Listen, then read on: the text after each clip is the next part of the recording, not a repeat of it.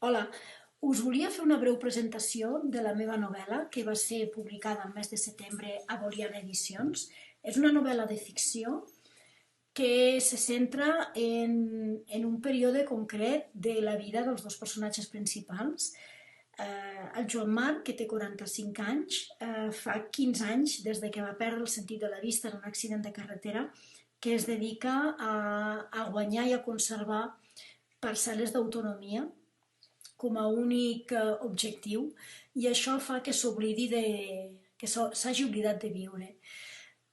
És un home erudit, amant de la música, l'art i la literatura, i un dia publica un anunci al diari per cercar una lectora de llibres en veu alta.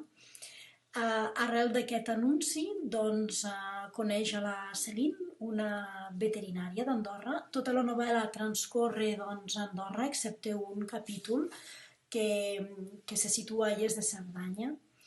Els moments que passen junts esdevenen per ells petits moments de benestar, petits parèntesis on connecten realment a través de la lectura i de les seves converses estimulants.